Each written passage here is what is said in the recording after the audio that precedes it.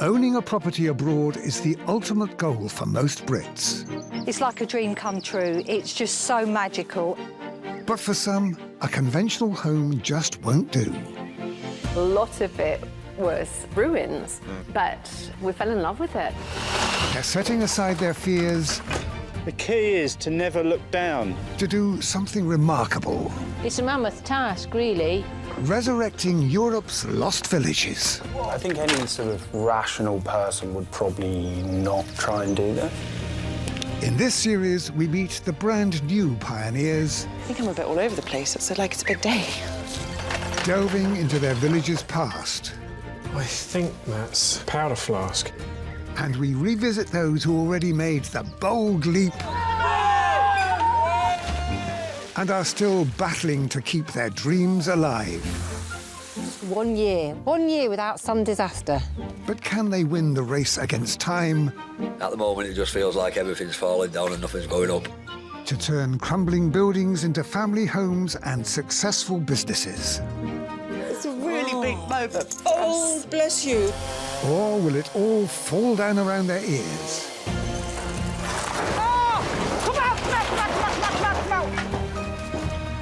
Oh dear. As they try to restore the past to build their future. Because there's a whole village to be built yet. Today, It looks like he's in an ice cream van. it's the dawn of a new era for a Sussex family in central France. It's the first day, what I would say, to me anyway, in paradise. Well, it's been a dream, really, for a long, long time. And one village saviour turns content maker to help with his battle to save a storied chateau. We're able to use social media and gain attention for the chateau, and that provides all the income we need. In Romania, it's a case of delicate demolition. These are the old keys. It hasn't been played for the last 20 years and it's in tatters. As a couple endeavour to save 7 centuries of Saxon heritage. If we could save this original organ that was built for this church, this would be such a joyous experience for us. And in Bulgaria, could a former truck driver's journey end before it's even begun? Although I'm in the country, I have to leave after 90 days unless I can sort my visa, which isn't going to happen.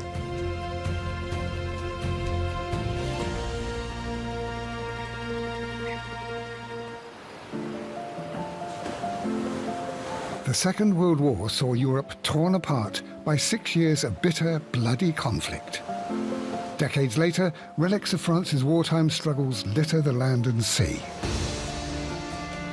But some of its scars are hidden from plain sight, like the forgotten hamlet of La Galicerie in the Vienne department. Once home to a noble family, during the war, this manor house became the underground home of French resistance forces. And now, Lolly and Sean from Sussex are fighting to preserve its existence. With the history and the wars, it's probably had a lot of time of struggle and heartache. And now we're living in allegedly better times. So she's singing again, hopefully. All the walls are singing and chatting and happy. Yeah. So that's all we can do, isn't it? Totally, and protect it, really. Lolly and Sean bought the village for just €141,000. And in just 3 years, they've turned a collection of ramshackle buildings into a home, a 2-bed B&B, a holiday let, and a yoga studio. But now they're preparing for the most exciting chapter yet in the village's rebirth, welcoming Lolly's brother Greg as La Galicerie's 3rd permanent resident. With the work that he's going to do on there, it'd be a completely different place. The village could be completed within another 2 or 3 years. Yeah. That's going to be lovely, isn't it? Yeah, totally, yeah. It's December. The beginning of winter hasn't been without incident for Lolly and Sean. A problem with a recent window delivery delayed them getting their gîte watertight. But finally, the brushed aluminium doors and windows are in, and the couple's first holiday let is open for business. Sean also fitted the last remaining manoir window, so now Lolly is working on a window dressing. This is the pelmet.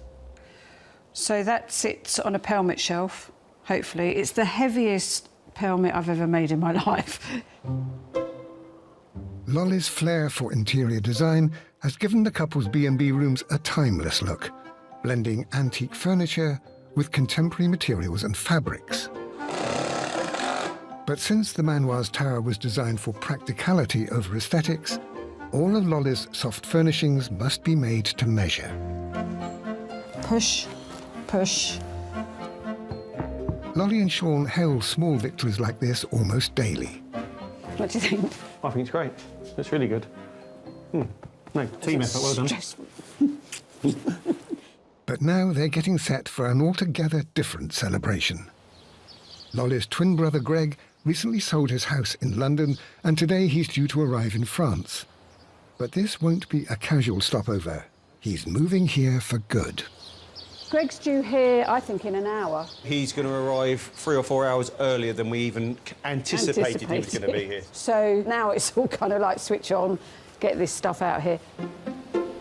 Lolly and Sean have been using this barn as a dumping ground. That can go up in my utility, please. But soon work will commence to turn this drafty, unappealing space into Greg's forever home. It looks like he's in an ice cream van.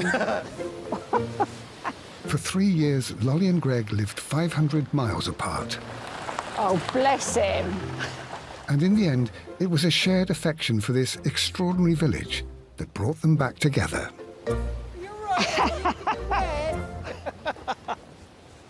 Do come in.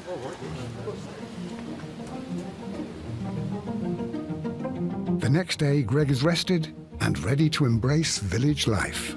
It's the first day, what I would say, to me anyway, in paradise. Well, it's been a dream, really, for a long, long time. So it's phenomenal. The sonorous structure which will become Greg's home was originally built as a milking shed that doubled up as a winter shelter for livestock. The barn was stripped and used as a warehouse when the village was most recently owned by melon farmers. And now its residential conversion is well underway. And I'm really excited because I've got this amazing prospect and project with this barn to turn this into an absolutely fabulous house, darling. The barn conversion could take 12 months to complete, but Greg knows it'll be worth the wait. Still can't get used to that view, though. It's a €1 million view.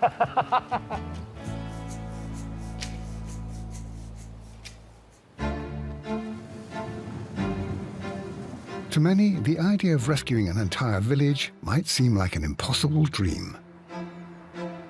But in the foothills of the Carpathian Mountains in Transylvania lies a living example of what 2 decades of care and commitment can achieve.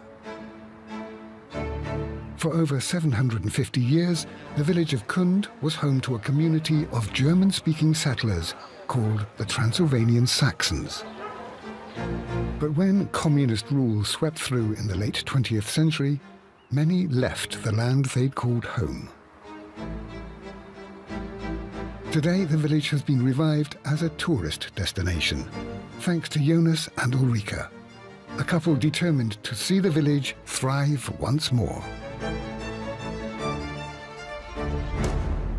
When we came in 2003, many people had left already.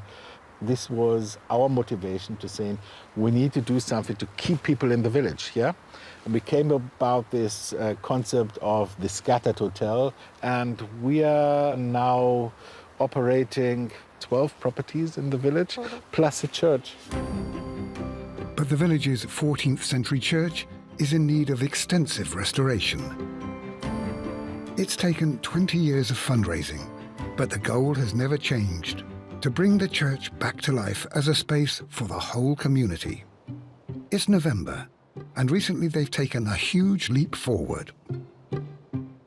So this church is now, for the next 49 years, part of the Regina Maria Foundation, which is a big charity in Romania. Royal family is a patron of this charity. We hope we'll be starting to build in springtime, but I think our biggest problem will be finding qualified specialists, because this is a Grade A listed building, so it needs to be treated with a lot of respect.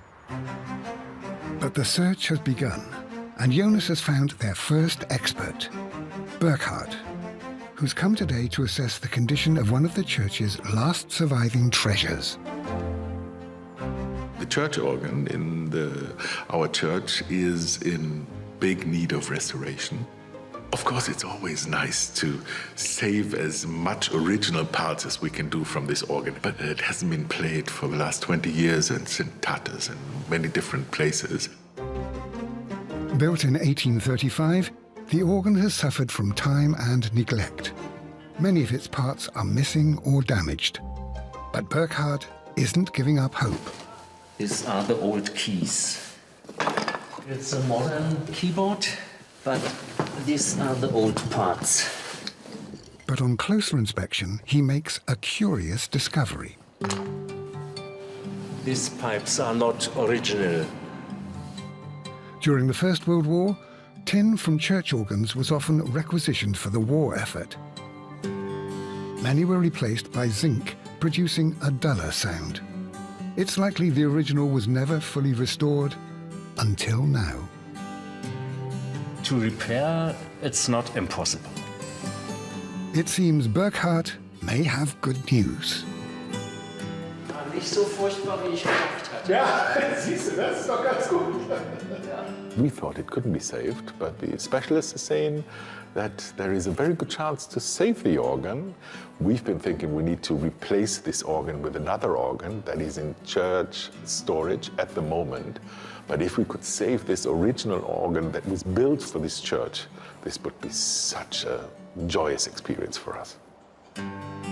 But, as with every part of this village's revival, there is one crucial question. It comes down to budget, and we need to have a look at the numbers, and then we'll know, will we be able to afford that? Will we be able to raise the funds to restore this organ to its former original glory?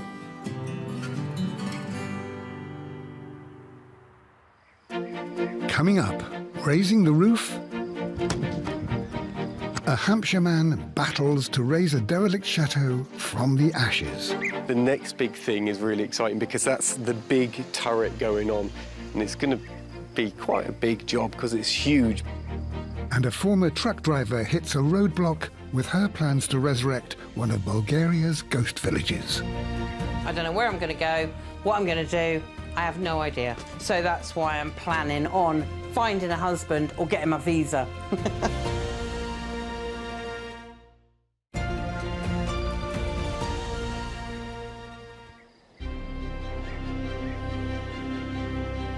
They say it takes a village to raise a child. And during the darkest days of World War II, one building hidden in the forests of Chaumont became just that. 90 miles east of the city of Limoges stands Chateau de Chaumont. Its walls once provided sanctuary for Jewish children escaping the horrors of the Holocaust. A community thrived here, hundreds of lives saved by the kindness of strangers. Now, 80 years on, Chaumont has a new guardian. Dan Preston from Hampshire, whose mission has been to restore this fire-damaged ruin to preserve its heroic past. I've worked on this place pretty much solidly every day for 2 years. And there are times that are harder, but there's never a day that I don't want to come in and do it. The thrill of doing it and achieving it and giving it back to so many people, I think, is enough to keep that momentum going. Dan knew giving Chaumont its rightful future would take more money than he had. Funding this 19th century restoration would take a 21st century solution: social media. Good morning. Well, in the spirit of things not dropping on my head and killing me, it's finally time to take down the infamous suspended toilet. He's documented every step of his journey on his online platform to keep his dream alive. Oh my God. Hello, my old friend. The saving grace of this place is that we're not relying on creating a business or B&B or funding. We're able to use social media and gain attention, and that provides all the income we need. It's August, and since completing the chateau's final floor, the restoration is gathering momentum. 2 of its roofs are now fully covered, and with a third one taking shape, this 140-year-old chateau is finally reclaiming its regal form. So we started putting roofs on at the end of last year, and it seems a quick process, but there's been a lot of work going into that. So there's been loads of challenges on the way. There's walls that need to come down, there's more reparations than we thought. So all this has just come together really in the last 3 or 4 months. With a spell of warm weather, Dan and his friends Brian and Nick are pushing ahead to make the chateau's highest roof watertight.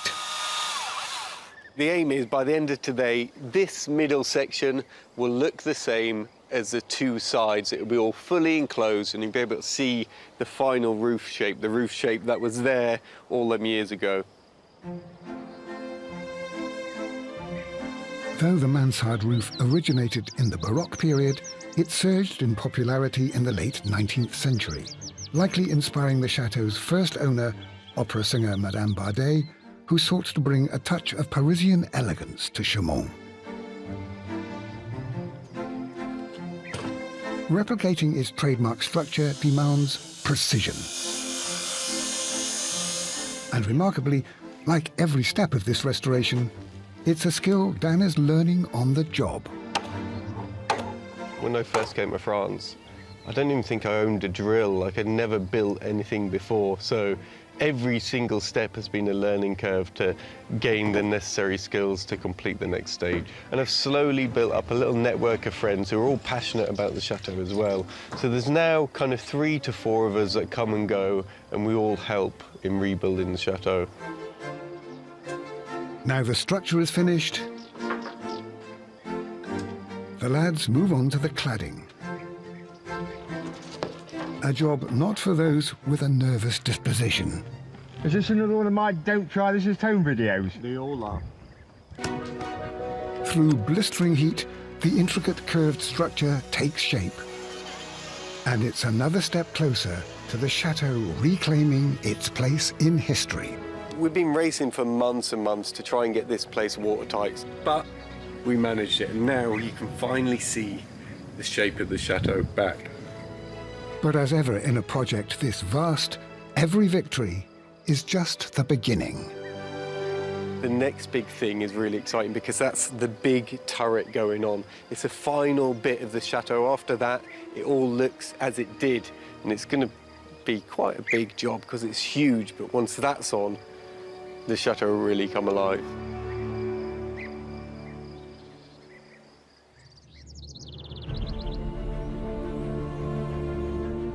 It's predicted that within the next 75 years, the population of Bulgaria could shrink by almost 50%. Hundreds of settlements across the country already lie uninhabited. And residents of Oreș, just south of the Romanian border, fear their village could be next. Oreș has a history dating back to the Roman Empire, when it was established as a trading post between Bulgaria and Romania. And while uncertainty over jobs and security in recent years has forced many locals to trade the countryside for nearby cities, Brits like Kate from Bournemouth see beauty in this area's rough edges.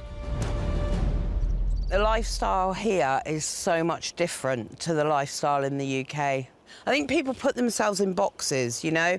You've got to have a designer pair of shoes. You've got to have a designer bag. Me, I don't care. Following a protracted house hunt, former truck driver Kate bought this abandoned farming estate in Oreș for just €11,000. Her ultimate aim is to create a wellness retreat here, but she knows the transformation won't happen overnight. This is going to be such an adventure, and there's no time scale, as in it has to all be completed and, you know, looking fabulous in the next 6 months, you know? it's an ongoing process. So, yeah, I'm really looking forward to it. Village life began for Kate only 3 days ago. It's winter, and with snow forecast in the coming weeks, there's a chill in the air. But one local is braving the cold to make sure that Kate receives a warm Bulgarian welcome. This is the priest from the village church who came and blessed the house for me in September, and now he comes back and blesses all the houses. Yes. Blesses all the houses in the village. I think that's lovely. Oh, thank you. It's really so nice to be part of the community and to be welcomed like that. Given her current living situation, Kate could use a little divine intervention. The previous owner was in the middle of modernising the farmhouse when he decided to sell up. The house has only basic electrics and running water, and isn't even connected to a main sewer. It's been strange getting used to the fact that you haven't got your showers, you haven't got your heating, so coming out in the mornings and having a wash and things like that, it's exciting, but it is different.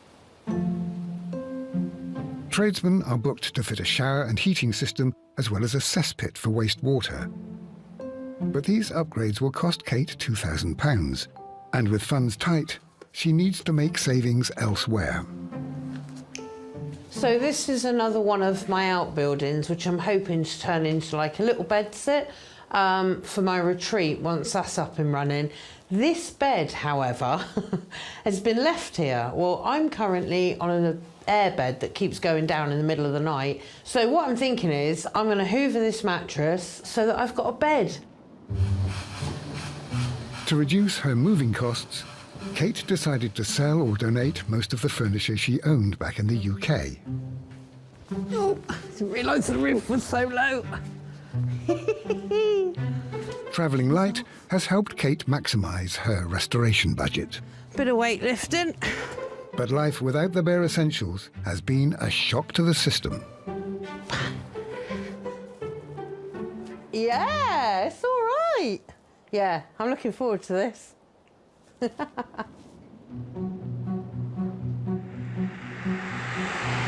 But a lack of home comforts isn't the only thing giving Kate sleepless nights. It's March, and like many expat Brits, Kate is currently navigating the choppy waters of Brexit. Since Brexit, you can only come into Bulgaria for 3 months, and then you have to leave for 3 months unless you've got your visa. So although I'm in the country, I have to leave after 90 days unless I can sort my visa, which isn't going to happen. The prospect of being a part-time village saviour never entered Kate's thoughts. Now she's working with a local advisor to secure not only her long-term future, but the future of the place she now calls home. I don't want to go back. It's that simple. I don't know where I'm going to go, what I'm going to do. I have no idea. So that's why I'm planning on finding a husband or getting my visa. Coming up. And we didn't have a flood. I'm very impressed. Well done. The brakes are on for Lolly and Sean. It's just too cold. It hasn't gone above freezing really for the last 3 or 4 days, and we've got it for another 2 weeks. But it's full steam ahead for Jonas and Ulrika. To see the work finally starting after all those years, that's incredibly exciting.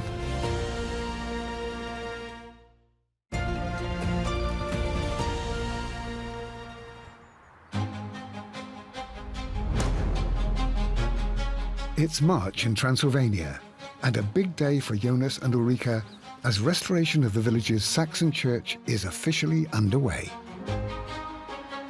It's an absolutely beautiful morning for me because to see the work finally starting after all those years of obtaining all the necessary authorizations, of, obtaining the custodianship of this church, and of then being able to finally get going, that's incredibly exciting. It's day one of a 3-year effort to restore St. Nicholas from the ground up. Today, the 200-year-old organ is being removed to protect it from falling debris when roof repairs begin. and it's a mammoth task. We are going to start from top to bottom. First of all, taking out the pipes. Afterwards, taking it apart from the very top.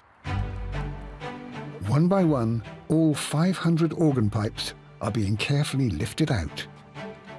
Each is taken to a storeroom where restorer Burkhard begins the painstaking work of cataloguing them and assessing what can be saved. I think this is not to repair, but this is possible. While some original parts have been lost over the years, there is hope, thanks to an unexpected stroke of fortune. So luckily, there is another church with an organ that will not be restored, which has been built by the father of the brothers who built our organ. And the parts that are missing from our organ may be replaced by the spare parts we got from the other organ just 25 kilometers down the road. It's a remarkable discovery. The village organ was designed by the Metz brothers, members of one of the most renowned dynasties of Saxon organ builders in the 18th and 19th centuries. Their work is now considered part of Romania's cultural heritage. Very few of their instruments remain, so preserving each component is vital. A day later, and despite the complexity, the team have made huge progress. It rarely happens that one can say we are ahead of schedule, but it looks like we may even be finishing off this evening rather than tomorrow, which was the original plan. Because of the organ's historical importance, every step is supervised by project manager Sebastian, a conservation officer with over 25 years' experience restoring Saxon churches. The guys are just delicately dismantling the frame of the organ. And the great thing about this, all the connections, they're not glued or screwed together. It's all just assembled manually. So that's very helpful in this case. But now the team reach the wind chest, the most crucial and vulnerable part of the instrument. It's quite heavy. It's oak, and we want to have it in one piece, not so many small ones. Because if we have too many small ones, then let's get something more broken. The 60-kilo wind chest contains finely crafted valves and channels. And if one part is damaged, the tuning could be thrown off and the organ left unplayable. But with the help of several villagers, the team succeed. At the moment, it's everything fine. And we had a nice manpower from the village. This moment marks just a beginning. Restoring this integral part of the village's spiritual heritage will take 3 years. But Jonas believes with enough support, one day the villagers will hear their organs sing again. The moment, the estimates, it's around 30,000 euros, which I think is in a way doable. We just need many people to donate small amounts or bigger amounts, and then we'll be there soon.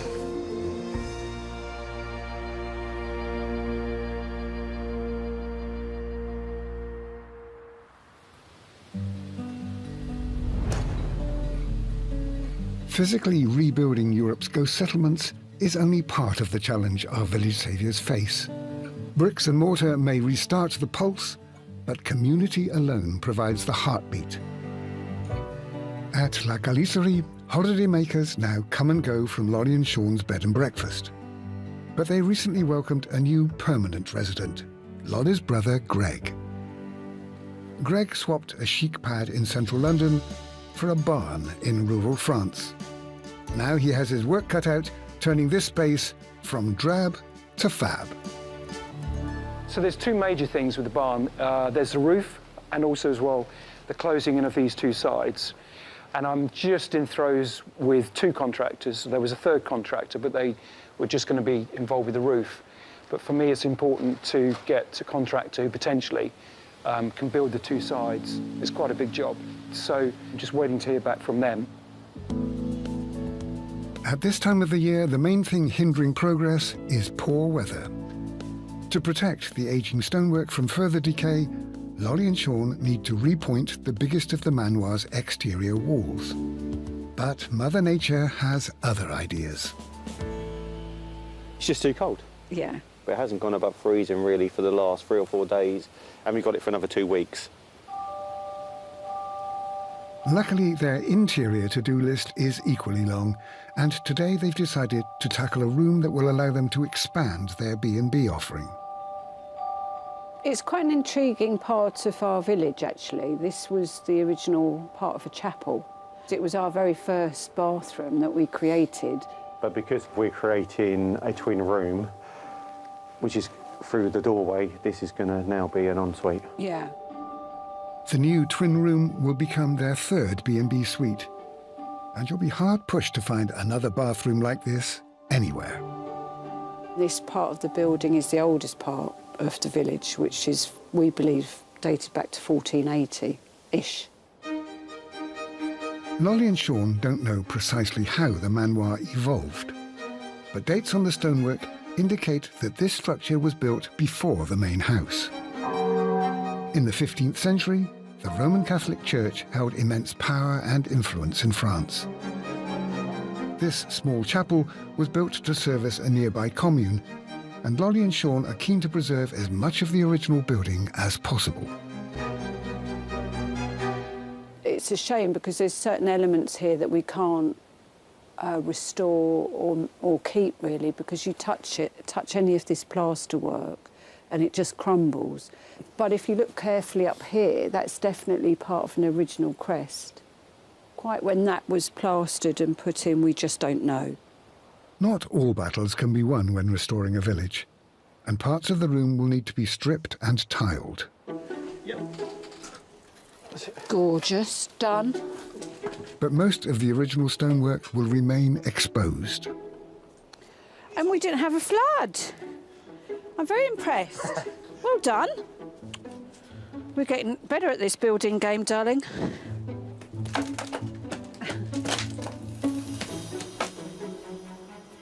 A few weeks later, the stonework is fully exposed, ready for the bathroom suite to be fitted. But a shift in the weather has meant a shift in priorities. Sean has returned to pointing, and Lolly's continuing work on a gabion wall that will form a new property boundary. This is my first gabion wall. I think it's turned out all right. While some of this limestone was found scattered in the grounds, most of it was salvaged during renovation work. Lolly's brother Greg is also making the most of the free building supplies. This area here is really sort of quite exposed. So I'm installing raised beds, partly to sink the terrace down to make it a little bit more protected. And then I've brought in some hedging plants. And it's outside of the box thinking like this that's helping secure the future of La Gallicerie for decades to come. We hadn't tackled the jobs that we're doing. La Gallicerie might have had 5, 10, 20 years before things started to fail on the back wall and fail in certain areas. So we're definitely putting our stamp on it. Yeah, you've done an amazing job and it's starting to look really lovely. Yeah. Especially on a sunny day with a glass of wine.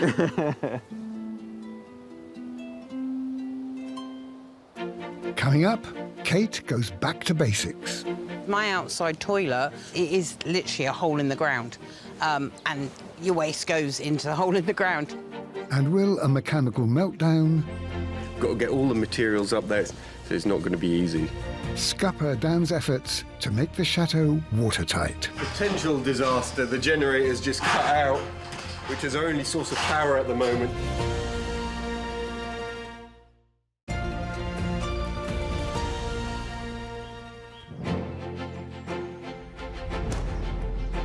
In Chaumont, October brings a defining change to the landscape of the area's ancient forests.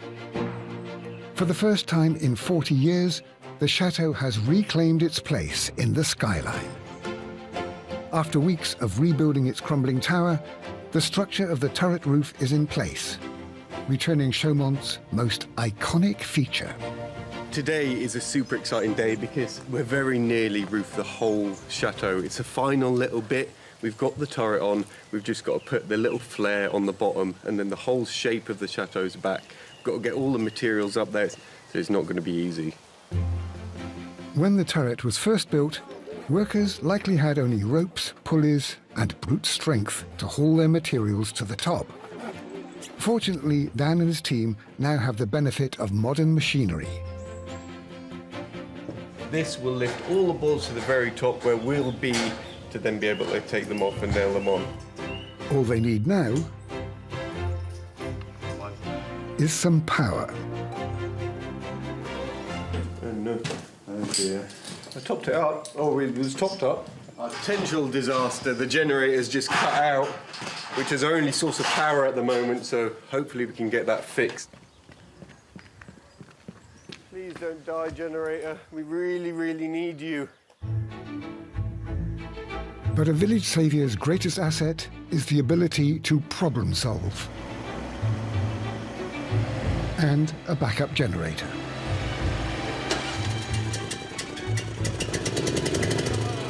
Power restored. Get dressed again. The team are hoping it will be plain abseiling from here on in. Send them up. The first job is to finish the final cladding on the highest point of the chateau, 25 metres above the ground. Just now and again you look around at where you are and realise what you're doing, but there's some view up here. Before long, the last boards are in place. Are we done? Totally. And the lads can de-rig for the next stage of the turret's complex design.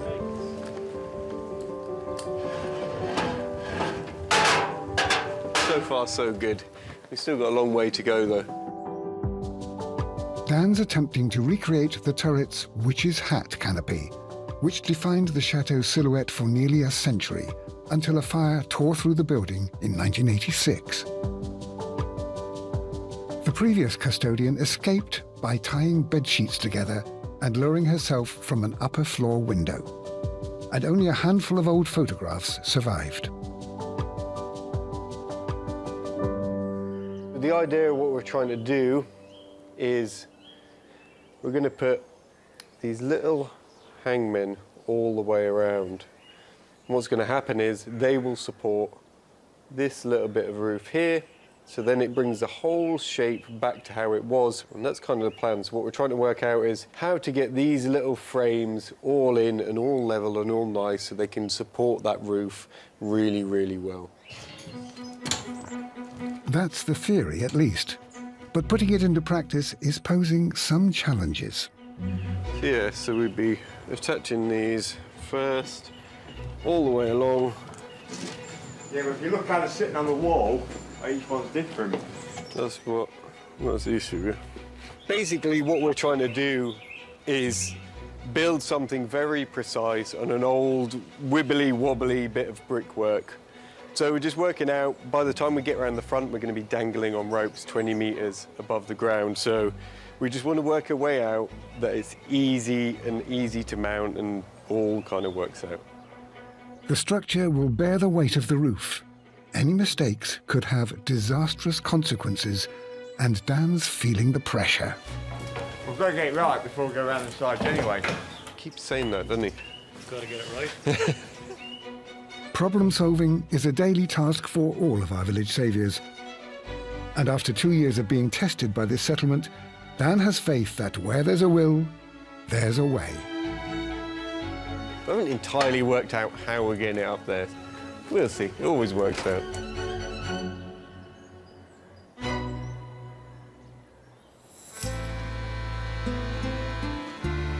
Given the significant strides he's made, it's hard to believe that just over 2 years ago, Dan began with ruins. And having arrived in Bulgaria only 6 weeks ago, that's exactly where Kate finds herself. Even cooking is a back-to-basics affair. My first hot meal was baked beans, and I'll tell you what, they were the best baked beans ever. But Kate has had irons in other fires, and her dilapidated home has recently taken several tentative steps into the 21st century. So what they've done is they've come in, they've cleared all this area, and then they've built a nice big cesspit for me. So all the wastewater from shower, sink, toilet will then come back out through the barn, straight down into my cesspit. Cesspits were introduced to Europe in the 16th century and are still used in areas like this where main sewers are unavailable. And as far as Kate's concerned, it's a big upgrade. There was nothing here, so basically what happens is my outside toilet, which I've still got here, it is literally a hole in the ground. And your waste goes into the hole in the ground. Local trades have also been busy inside the main farmhouse. So we've had the plumbing put in, or the pipe work put in for a shower, toilet and sink. I'm washing my hair in a bucket at the moment, using pots and pans. So to have a working shower, it's going to be a dream. That first shower is going to be gorgeous. A century ago, when this estate was built, this 1 acre plot would have fully sustained an entire family. Now Kate's looking to past dwellers to guide the way to a sustainable future. This is so lovely now because all of this was overgrown. I couldn't really get up the path. You couldn't really see the path, to be honest. And to have it all clear now is lovely. This side, I'm thinking of getting it rotivated, and then there's going to be veg there. I can pretty much live off the land. You know, I'm already getting eggs from the neighbour. It's really just basics. It's going back to basics. Many would crumble living in such Spartan conditions, but Kate is thriving. Buying into a ghost village is not for the faint of heart. When she chose to move here, Kate bet her future on a spin of the roulette wheel, gambling her financial security in an attempt to build a better future for herself and for this forgotten corner of Europe. Money-wise, I am literally now down to not a lot, and I mean, you know, under £3,000. However, I've done the main jobs that I wanted to do. My end goal, I see it, I know what it's going to be, and I'm working towards that. 12 years ago, Kate's world fell apart when she lost her husband, Darryl. Since then, she's been rebuilding her life brick by brick. And now she's finally found a place that will become a refuge for herself and others seeking peace, hope, and recovery.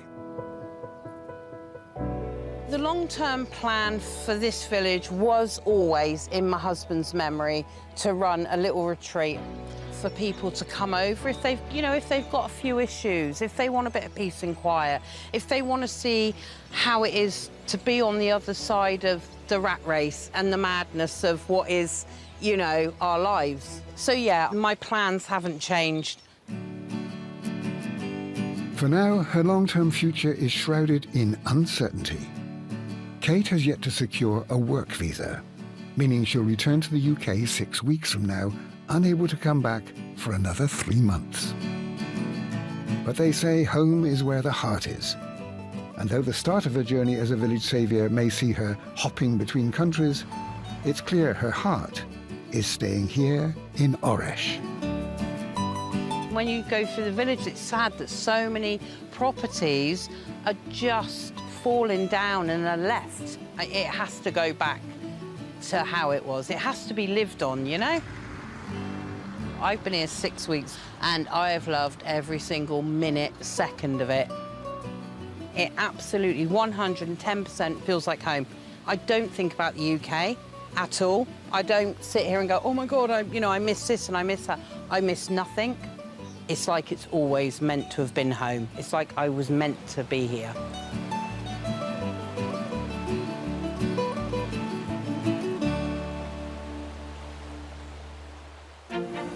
Next time, Oh, I can feel a swim coming on. Lolly and Sean dig deep. We've had so much work to get to this point, you know, 3 years of just building. And this is kind of the finale, really. Teamwork makes the dream work for Dan. I'm surprised at how many other people have got on board and have shared this dream with me.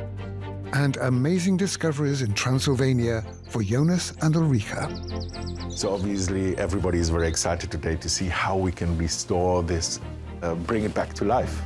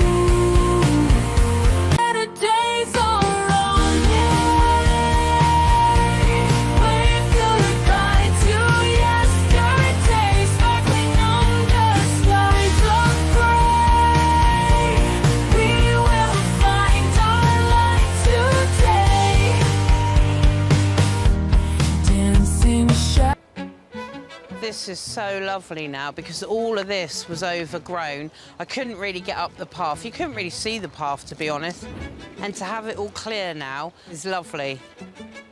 This side, I'm thinking of getting it rotivated, and then there's going to be veg there.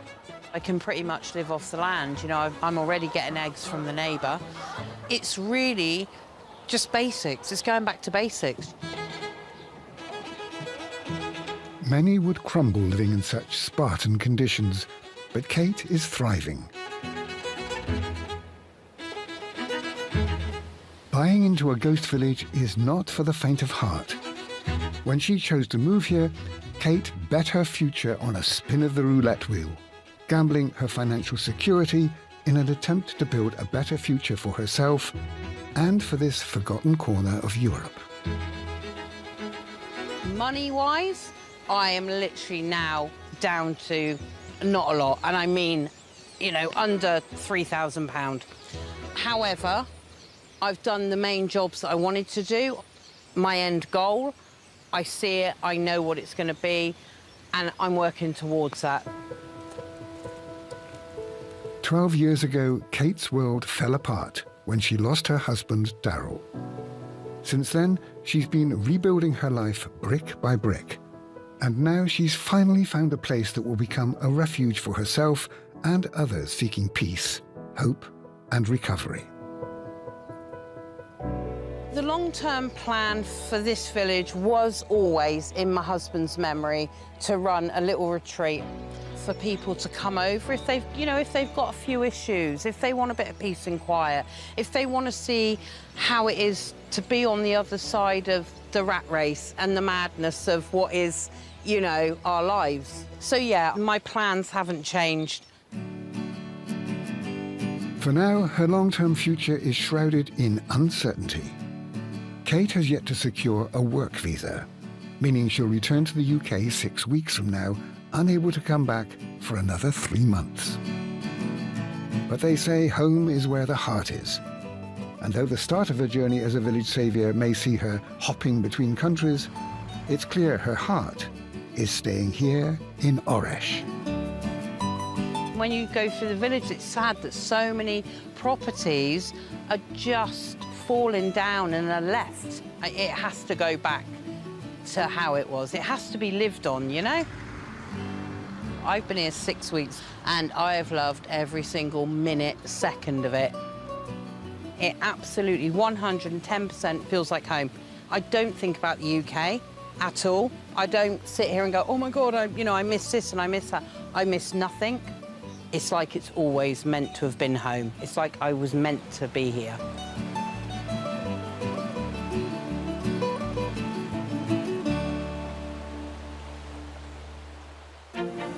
Next time, Oh, I can feel a swim coming on. Lolly and Sean dig deep. We've had so much work to get to this point, you know, 3 years of just building. And this is kind of the finale, really. Teamwork makes the dream work for Dan. I'm surprised at how many other people have got on board and have shared this dream with me. And amazing discoveries in Transylvania for Jonas and Ulrika. So obviously everybody is very excited today to see how we can restore this, bring it back to life.